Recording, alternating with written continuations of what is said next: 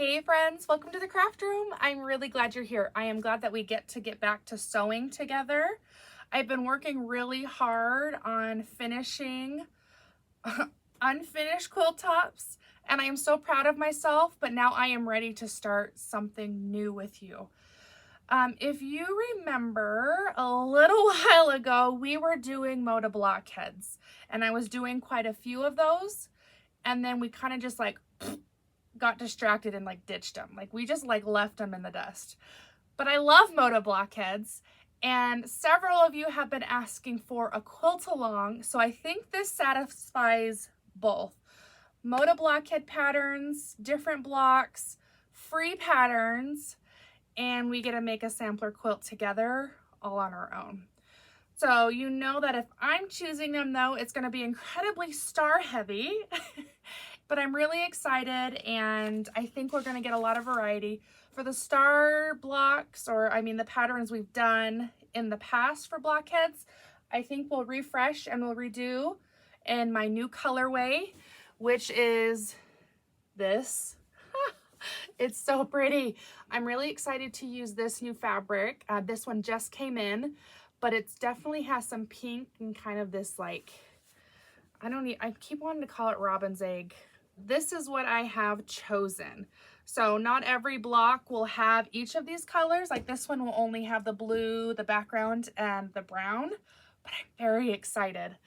This brown is actually gone. This is literally like my end of bolt piece. So if you are interested in this bundle specifically, I'm gonna put it on the website as a pre-order, and as soon as I get that brown bolt in, then I'll start shipping those out. This one has 5 colors in it and a background.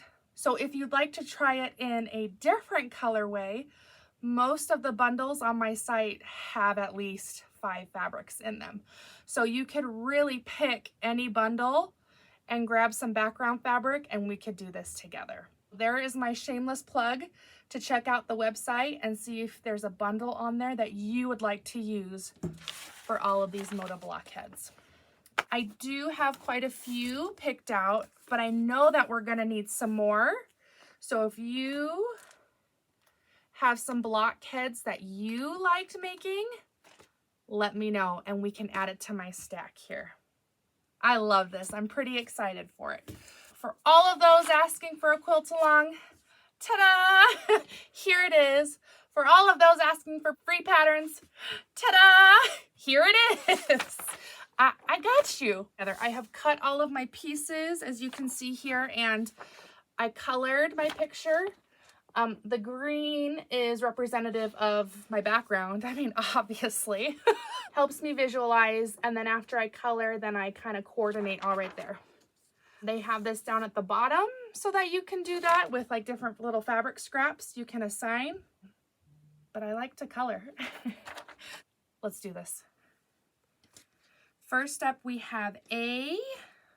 I'm gonna keep my map handy here. We have A and B. So this is my A 2.5 inch square with my B 2.5 inch square. And we're gonna do 4 of these together. And then after we get these 2 sewn together, then we're gonna put that as the side, and that will give us our square corner block. Let me put those together and I'll see you in a sec. There we go. Simple design, but very cute. Very cute. Let's put our squares off to the side because now we're gonna work on some flying geese. Okay, I said something nonsensical and I ran out of bobbin. So we're like, we're gonna backtrack and try again. This is the flying geese. This is the 4 at a time method. So the 4 sets of geese that we need for this star will be out of 1 square. This is the points for the star, and these are the points for the background. If you can see here on my professionally colored picture, there's our brown points and there's our background. So the white is going to kind of make this little V right here, but those are our 2 flying geese stacked on top of each other. I've already drawn all of the diagonals for these flying geese. We have 4 3 1/8 inch squares to go onto our 5 1/2 inch squares. We lay them right sides together and line them up in the diagonal so that this line lines up. We sew 1/4 inch to the left of the line and 1/4 inch to the right.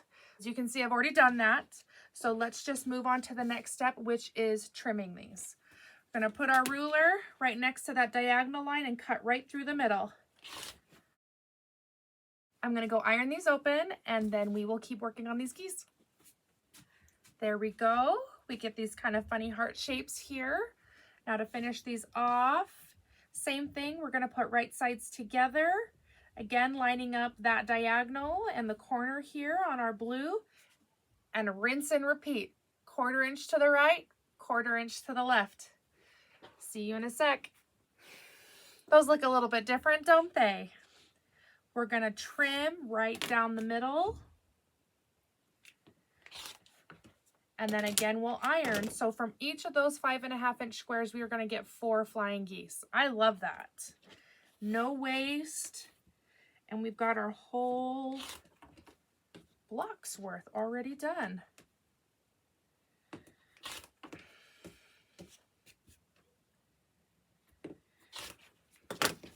I'll go iron. Be back in a sec. You will never believe what happened.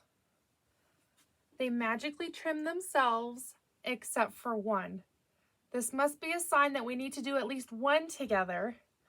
But to fulfill my New Year's resolution of not being grumpy at trimming, I'm really excited to do this with you.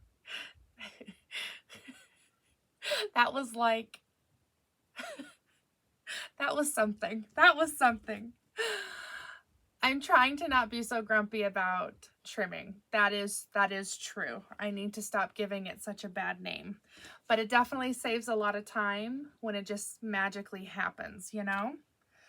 This flying geese needs to be trimmed to 2.5 by 4.5.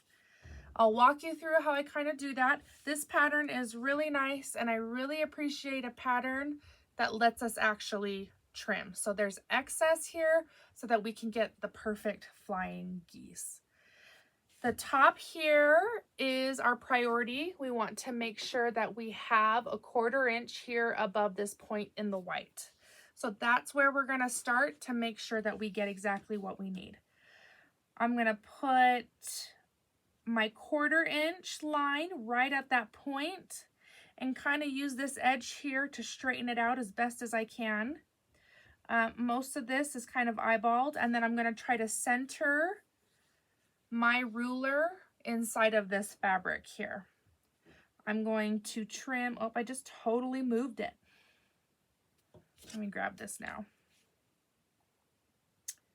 And we're going to try to trim as equally around as possible. I'll do the side and then the top. So when we rotate, we know for sure we have our 1/4 inch, so we can just line this new cut edge at 2.5 inches. We'll line up the bottom of the ruler with our new cut edge down here. And then again, we do side and then top. And then there is our 2.5 by 4.5 flying geese. Let's separate these because we're already ready to assemble. That happened fast. So first up,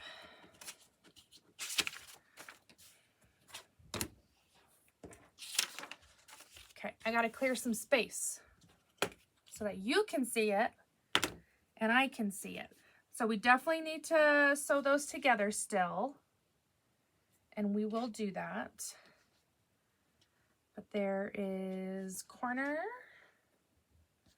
corner, middle, star points. Oh, that brown is so pretty.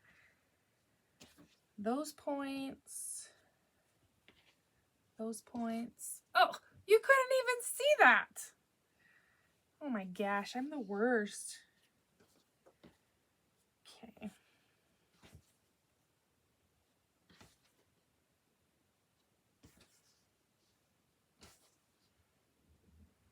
There we go. Round 2. And then that one goes there. This is going to be such a beautiful block. The brown with this background is so good.